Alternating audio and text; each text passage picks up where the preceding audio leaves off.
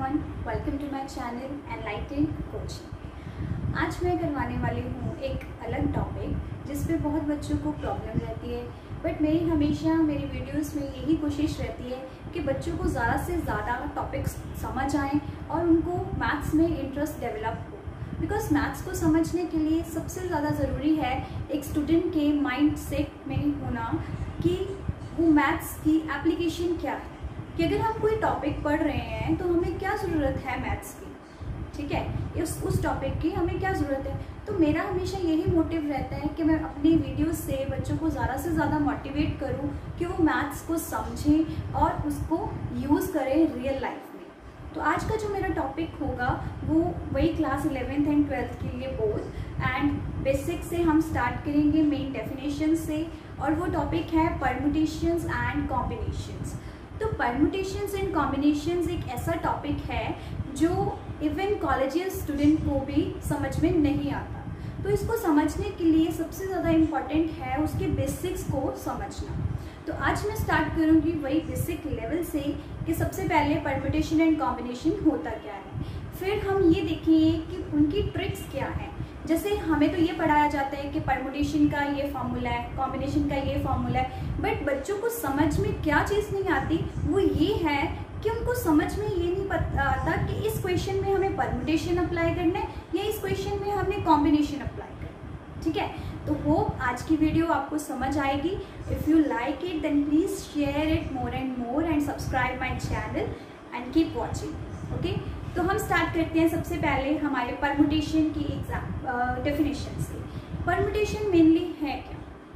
Permutation को अगर हम देखें तो इसको बोला जाता है अरेंजमेंट,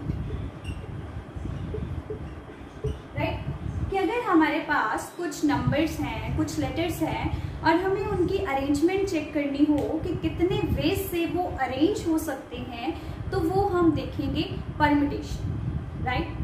जैसे हमारे पास एग्जाम्पल आती है, 3 लेटर्स हैं A, B and C, right. अब 3 लेटर्स को अगर हमें देखना हो कि कितने नंबर ऑफ वेज से हम अरेंज करेंगे इनको, तो वो कितने होंगे। तो इसको देखने के लिए हमारे पास अगर 3 लेटर्स हैं तो ये हो सकता है A, B, राइट। मतलब हमें 3 लेटर्स में से 2 लेटर्स चूज करने हैं और 2-2 की फॉर्म्स में देखना है कि वो कितने लेटर्स फॉर्म करेंगे, राइट। हमारे पास 3 लेटर्स हैं A, B एंड C। हमें उनको चेक करना है कि उनमें से अगर हम 2 लेटर्स उठाएंगे तो हमारे पास कितने पेयर्स बनेंगे, राइट। तो कितने पेयर्स में उनको अरेंज कर सकते हैं, that is related to your permutation. अब ये देखो, यहाँ पे हो सकता है A, B हो सकता है A, C हो, और last one is B, C। फिर ये भी तो हो सकता है B, A हो जाए, C, A हो जाए और C, B हो जाए। अब मेन कंफ्यूजन ये आती है कि हमें ये चीज काउंट करनी है, अगर हमने ये काउंट कर ली तो मतलब इनमें क्या डिफरेंस है। तो समझने में ये इम्पोर्टेंट है कि AB के साथ BA काउंट तब होगा जब हम परम्यूटेशन की बात करें, मतलब कि जब हमें सिर्फ अरेंजमेंट ऑफ नंबर्स करने हो कि हमारे पास 3 नंबर्स हैं, 3 लेटर्स हैं, उनमें से हमने 2 चूज करने हैं, राइट, और 2 की अरेंजमेंट्स करनी है डिफरेंट, तो हम यूज करेंगे परम्यूटेशन हमारा P, ऑलराइट। तो 3P2, तो हमने देखा कि यहाँ पे 3P2 जो है, फिर वही हम अपना फॉर्मूला अप्लाई करते हैं और उससे अरेंजमेंट्स काउंट करते हैं। फिर वो अरेंजमेंट्स होंगी कौन सी? A, B, C 3 है, उनको AB, AC, BC, फिर AB है तो BA भी हो सकता है, AC है तो CA भी हो सकता है, BC है तो CB भी हो सकता है, राइट। तो अगर हमारे पास परम्यूटेशन आता है, फिर हमें जो परम्यूटेशन का फॉर्मूला होता है NPR, उसको सॉल्व करने का फॉर्मूला क्या है, that is n factorial upon n minus r factorial. अब ये देखो, ये फॉर्मूला जो है ये थोड़ा सा डिफिकल्ट है, राइट। तो इसको और ज़्यादा इजी करते हैं। अब परम्यूटेशन को सॉल्व करना बहुत इजी हो जाएगा। You need not to write any factorial, factorial लिखने की कोई ज़रूरत नहीं है, just in single step you will get your answer. अब वो कैसे?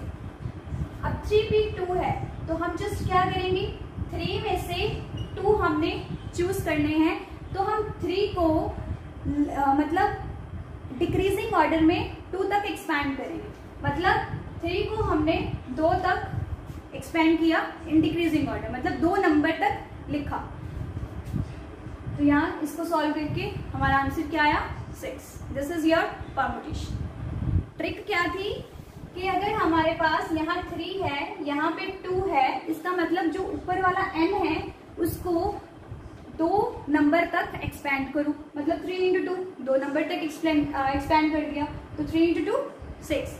अब इसी फॉर्मूले से अगर हम सेम चीज करें तो हमारे पास क्या आएगा? 3 factorial upon 3 minus 2 factorial, this is again 3 upon 1, this is 3 into 2 is again 6। तो यहाँ भी क्या आता है? 6। यहाँ भी क्या आया? 6। तो ये इतना बड़ा करने के बजाय हमने क्या किया? सिर्फ देखो कि n क्या है, n को r तक खोलो, r तक मतलब r डिजिट्स तक।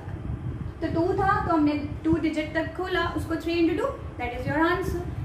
ऐसे ही और एग्जांपल्स देखते हैं, उससे और क्लियर हो जाएगी ट्रिक। अगर हमारे पास 5p3 है तो उसको हम कैसे लिखेंगे? This is 5 into 4 into 3 digit तक खोलना है, सो ये क्या आ जाएगा? 20 into 3, this is your 60 answer. That's all. ये है आपका परमुटेशन को सॉल्व करने का सबसे इजी वे, राइट? परमुटेशन क्या थी? It's nothing just arrangement. जहाँ भी हमें बोला गया हो कि तुमको 3 लेटर्स हैं, उसमें से 2 लेटर्स को अरेंज करने के कितने नंबर ऑफ वेज होंगे, वो नंबर ऑफ वेज अगर हमने फाइंड करने हैं अरेंजमेंट्स के, तो उसके लिए हमारे पास ये 3p2 वाला फॉर्मूला यूज होगा, राइट? उसमें हम हमारा परमुटेशन यूज करेंगे और उसको सॉल्व करने की ट्रिक जो है, you need not to learn this formula, you just apply this trick and you will get your answer just in 1 step, right? आप इसको नोट भी कर सकते हो। ये तो था हमारा परमुटेशन के बेसिस, परमुटेशन की शॉर्ट ट्रिक, राइट? फिर उसके बाद आता है कि कॉम्बिनेशन क्या, कॉम्बिनेशंस क्या, ये तो था परमुटेशन का। कॉम्बिनेशन में आ जाती है हमारी सिलेक्शन, मतलब कि अगर हमारे पास 3 लेटर्स हैं, उनको सिलेक्ट करने के कितने वेज, अब उनको अरेंज नहीं करना, अब उनको सिलेक्ट करने के कितने वेज होंगे। वही लेटर्स हम लेते हैं A, B एंड C।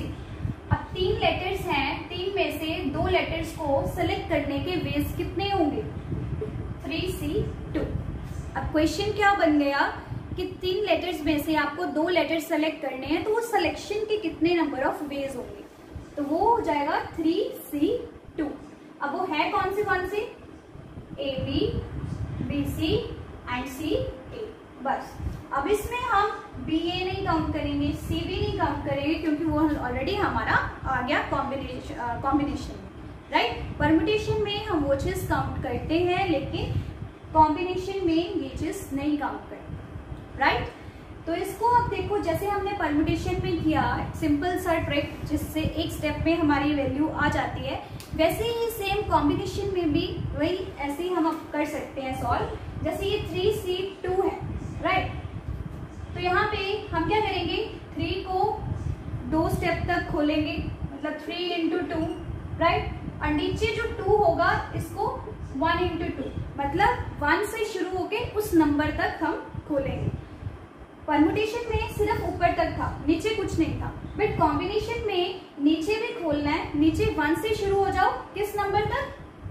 जो वैल्यू यहाँ पे, राइट? तो यहाँ पे आंसर आ जाएगा 6/2, दिस इज 3। तो ये वाले 3 हमारे केसेस आ गए, number of ways to select 2 letters out of 3, right? बहुत ही सिंपल था, और एग्जाम्पल्स करते हैं और भी ज्यादा क्लियर हो जाएगा। फॉर एग्जाम्पल यहाँ पे है, यहाँ था 3C2, हम सेम 5C2 करते हैं या 5C3 कर लो, ठीक है? तो हम 5 को 3 लेटर तक खोलेंगे ऊपर सेम, और नीचे क्या हो जाएगा? 1 से लेके 3 तक, 1 इंटू 2 इंटू 3। बस अब इसको कैंसिल आउट कर सकते हैं, कैंसिल हो गया, देन 10 इज योर आंसर। चलो इसको वेरीफाई भी कर लेते हैं आपकी तसल्ली के लिए कि क्या ये सही ट्रिक है अभी या नहीं। हमारे पास NCR का फॉर्मूला क्या होता है? That is n factorial upon n minus r factorial into r factorial, right? ये होता है हमारा बड़ा सा फॉर्मूला कॉम्बिनेशन सॉल्व करने का। बट इसको सॉल्व करना बहुत इजी है भाई, ऐसे ही देखते हैं अब हमारा चेक करके कि आंसर सही आ भी रहा है या नहीं। अब n फैक्टोरियल, n की वैल्यू क्या है यहाँ पे 5 factorial upon 2 factorial 3 factorial, this is 5 into 4 into 3 factorial, 2 into 1 3 factorial, again this is cancel out and we get answer 10। Now you can trust me कि ये ट्रिक क्या है, बिल्कुल इजी ट्रिक है और ये वैलिड भी है, ठीक है? आपको इतना सॉल्व करने की कोई जरूरत नहीं है, बस आपको ये याद रखना है कि हमने ऊपर वाले डिजिट को नीचे वाले डिजिट नंबर है उतना खोलना है। मतलब अगर 3 है तो तीन नंबर तक जाना है, 3 नंबर होने चाहिए ऊपर, और नीचे वाला जो है उसको 1 से स्टार्ट होके उस नंबर तक खोलना है, 1 इंटू 2 इंटू 3। एक दो और एग्जाम्पल्स देख लेते हैं और क्लियरिफाई हो जाएगा। अगर हमारे पास 7C2 है, राइट, तो इसको हम क्या सॉल्व करेंगे? 7 इंटू 6, बिकॉज हमें 2 ही डिजिट तक खोलना है उसको, ठीक है? और नीचे क्या आ जाएगा? 1 इंटू 2, ये कैंसिल हो गया and this is again 21 answer. अब मैं फिर से इसको वेरीफाई नहीं करके दिखाऊंगी, आप लोग स्मार्ट हो, आप साथ के साथ कर रहे हो, मुझे पता है, तो आप चेक कर सकते हो, this is valid result, okay? तो ये तो था हमारा कॉम्बिनेशन को सॉल्व करने का बेसिक तरीका कि बिना फॉर्मूले हम कैसे कॉम्बिनेशन को कर सकते हैं सॉल्व। फिर आगे देखते हैं हमारे क्वेश्चंस। तो क्वेश्चन से पहले कुछ फॉर्मूलाज हैं जो आपको हेल्पफुल होंगे पूरे परम्यूटेशन और कॉम्बिनेशन वाले चैप्टर को सॉल्व करने के लिए। सो हमारा फर्स्ट फॉर्मूला आता है, if NCX is equal to NCY, तो क्या होगा? मतलब NCX NCY के अगर इक्वल है then X is equal to Y होगा, या फिर X प्लस Y की वैल्यू N के इक्वल होगी हमेशा। तो इसका मतलब क्या है कि अगर हम N की वैल्यू 7 ले, ठीक है, और देन हमारा 7C2 that is equal to 7C5 होगा। इसका मतलब ये है कि 7C2 7C5 की अगर इक्वल है then 2 plus 5 equal to 7। Is it correct? तो ये चीज जो है ये हमारी थ्योरम या फॉर्मूला बोल सकते हैं कि फॉर्मूला ये चीज कह रहा है कि अगर n सेम है और x और y डिफरेंट है, बट वो 7cx 7cy की इक्वल तब होगा अगर x plus y equal to n है, ठीक है? मतलब अगर ये चीज है तो ये चीज होल्ड करेगी, 7 x plus Y equals to n होगा। अब इस चीज को वेरीफाई करते हैं कि ये कैसे, कि अगर ये चीज है इक्वल तो वाकई क्या ये चीज इक्वल है, ठीक है? वो तो हमें दिखाई दे रहा है कि x plus Y equal to n तो यहाँ पे है ही, 2 plus 7 equal to 2 plus 5 equal to 7 तो है, बट क्या ये दोनों इक्वल हैं ये चेक करते हैं। अब 7C2 देखो जो मैंने अभी सॉल्व किया था उसी वे से हम करते हैं और ज्यादा प्रैक्टिस हो जाएगी। तो 7C2 को हम क्या लिख सकते हैं? 7 इंटू 6, क्योंकि हमें 2 डिजिट तक ही उसको ओपन करना है, और नीचे 1 इंटू 2, तो ये आ जाएगा 21, ठीक है? फिर 7C5 देखते हैं। 7C5 इसको 7 इंटू मतलब 5 तक खोल, 7C5 को 5 डिजिट तक खोलना है। 7C5 equals to 7 into 6 into 5 into 4 into 3, 1 2 3 4 5 हो गया। नीचे आ जाएगा 1 इंटू 2 इंटू 3 इंटू 4 इंटू 5, ठीक है? यही थी हमारी ट्रिक कि जो नीचे वाला है उसको 1 से लेके उस नंबर तक खोलना है और ऊपर वाले को उतने नंबर ऑफ डिजिट तक खोलना है। तो यहाँ पे देखो ये 3 इसके साथ कैंसिल हो गया, ये हो गया, ये हो गया, तो क्या बचा? Again this is 21। अब देखो 7C2 और 7C5 दोनों ही क्या है हमारे 21। इसका मतलब हमेशा जो x प्लस वाई होगा फिर वो n के इक्वल होगा अगर 7cx is equal to 7cy है। अब इसका देखो कितना हमें फायदा हुआ कि अगर हमारे पास 8c2 है तो वो हमेशा 8c6 के इक्वल होगा।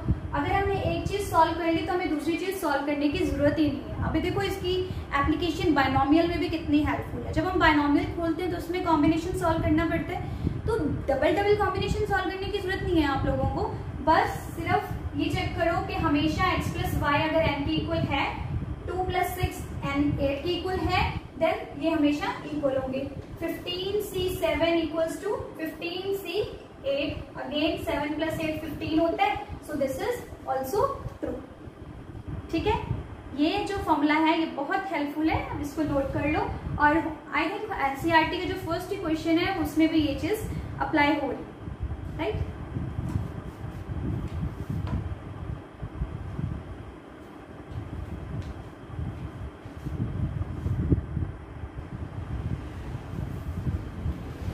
फिर आता है हमारा सेकंड फॉर्मूला।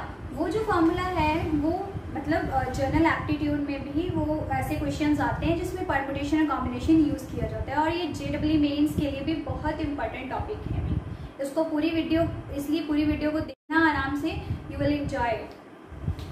तो देखो सेकंड फॉर्मूला अब क्या है, number of circular permutations of n different objects is equal to n-1 factorial. अब क्या है, हमें क्वेश्चन आ जाता है कि भाई 10 पर्सन्स हैं, उनको सर्कल में अरेंज करना है, तो बताओ कितने नंबर ऑफ वेज होंगे। ये सर्कुलर वाला जो कॉन्सेप्ट है वो भी बहुत डिफिकल्ट लगता है सबको। अब उसका फॉर्मूला हमने निकाला तो वो आया दैट इज n-1 फैक्टोरियल। मतलब क्या है कि अगर हमारे पास हम n इक्वल टू स्मॉल के लिए, चलो n इक्वल टू 3 के लिए स्टार्ट करते हैं कि हमारे पास 3 पर्सन है, A, B एंड C। अब 3 पर्सन्स को अरेंज करना है एक सर्कल में, तो कितने नंबर ऑफ वेज होंगे। अब उसके लिए सबसे पहले चाहे जितना भी बड़ा डिजिट आ जाए, फॉर्मूला एक साइड पे है, पर लेकिन उसका बेसिक जो कॉन्सेप्ट है उसमें क्या चीज आती है कि जब सर्कल में अरेंज करते हैं तो एक चीज को कांस्टेंट मान लो कि एक बंदे की पोजीशन कांस्टेंट है, बाकी की देख लो कि कितने नंबर ऑफ वेज में रोटेट हो रहे हैं, अपने आप जो है वो टोटल नंबर ऑफ वेज आ जाए।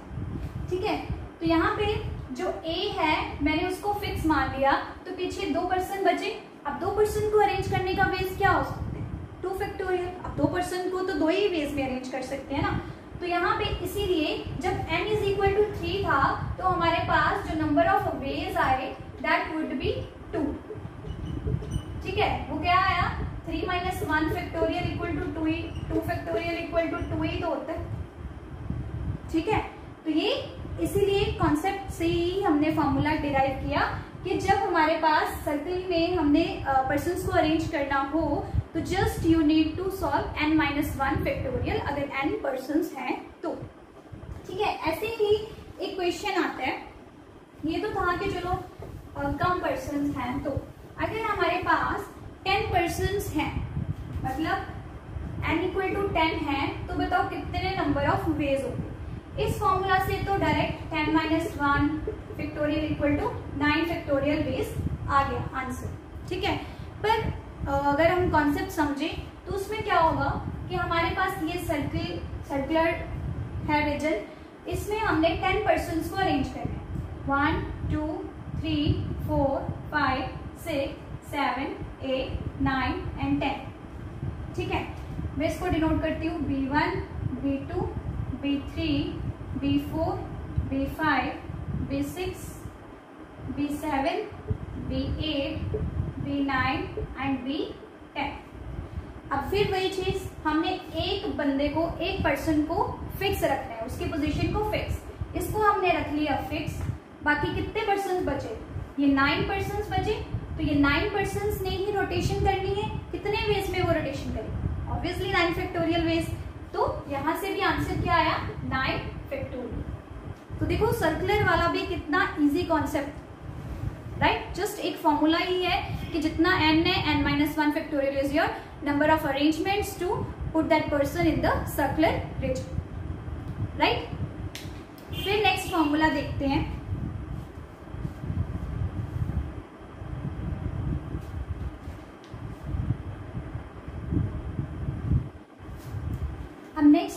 फॉर्मूला है वो क्वेश्चंस जो हमें आते हैं हैंडशेक्स में, है ना, कितने फेमस क्वेश्चंस हैं हैंडशेक वाले, बट उसको सॉल्व करना डिफिकल्ट लगता है। तो आज के इस फॉर्मूला के बाद वो डिफिकल्टी खत्म हो जाएगी, आई एम श्योर। तो वो क्वेश्चन को हम कैसे सॉल्व करते हैं, हमारे पास फॉर्मूला आता है let there are n persons in a hall. अगर एक हॉल में n पर्सन्स हैं, if every person shakes his hand with every other person, हर एक पर्सन दूसरे पर्सन के साथ हैंडशेक कर रहे हैं, देन ओनली वंस, एक पर्सन ने एक ही बार एक पर्सन से दूसरे पर्सन से हैंडशेक करना है, then total number of handshakes जो होंगे दैट वुड बी NC2। अगर हॉल में n पर्सन्स हैं, चलो n की वैल्यू हम लेते हैं 10, अगर हॉल में 10 पर्सन्स हैं तो वो 10 पर्सन हर एक पर्सन के साथ एक ही बार हैंडशेक करेगा, तो टोटल कितने हैंडशेक्स होंगे, तो उसका फॉर्मूला क्या है NC2। अब ये फॉर्मूला आया कैसे वो थ्योरी समझाते हैं। NC2 मतलब देखो हर एक पर्सन के 2 ही हैंड्स हैं, अब वो इस हैंड से भी हैंडशेक करेगा, इस हैंड से भी हैंडशेक करेगा, इससे अलग पर्सन के साथ कर सकता है, इससे अलग पर्सन के साथ कर सकता है, तो इसीलिए फॉर्मूला बना NC2 कि हर एक पर्सन के पास 2 ही हाथ हैं, 2 ही हैंड्स हैं और पर्सन्स कितने हैं n, तो फॉर्मूला बना NC2। ठीक है, तो अगर हमारे पास 10 पर्सन्स हैं तो उनके लिए फॉर्मूला क्या आ जाएगा, सॉरी नंबर ऑफ हैंडशेक्स क्या आ जाएंगे 10C2।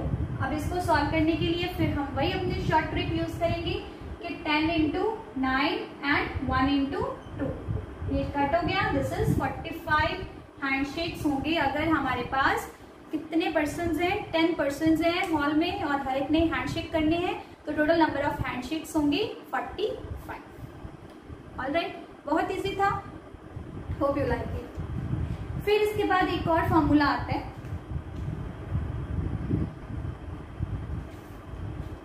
नेक्स्ट फॉर्मूला जो है वो भी बहुत इंपॉर्टेंट है, सब क्लासेस के लिए इंपॉर्टेंट है वो। तो जैसे हमारे पास नंबर ऑफ डायगोनल्स निकालने हो किसी पॉलीगन में, ठीक है, अगर n साइडेड पॉलीगन है और इसमें नंबर ऑफ डायगोनल्स निकालने हो तो हमें नहीं पता चलता कि कितने नंबर ऑफ डायगोनल्स होंगे, तो ये भी बेसिकली कंपेटिटिव एग्जाम्स में आते हैं क्वेश्चंस।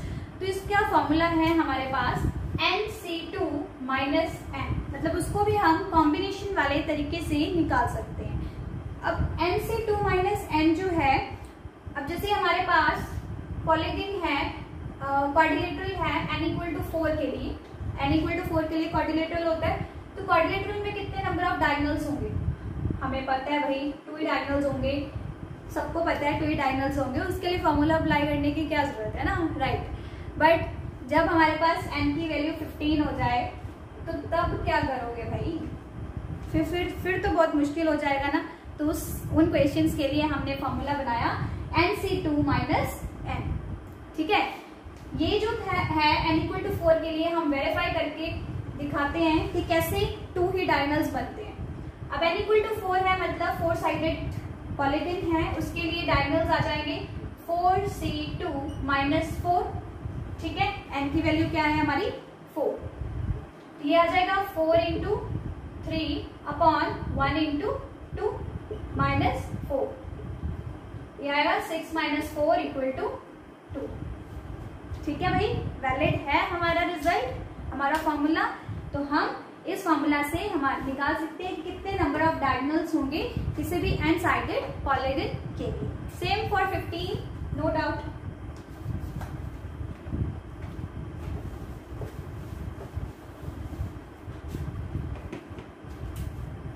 फॉर्मूला था NC2 minus n equal to 15, 15C2 minus 15, this is 15 into 14 upon 1 into 2। ठीक है, इसको हम कैलकुलेट कर सकते हैं, 35, 105 minus 15। ठीक है, ये आ जाएगा 90, क्या ठीक है, 90 डायगोनल्स होंगे 15 साइडेड वाले पॉलीगन। ऑलराइट, होप आपको मेरी वीडियो अच्छी लगी होगी, then please share it with your friends and subscribe my channel. Thanks for watching and keep supporting. Thank you.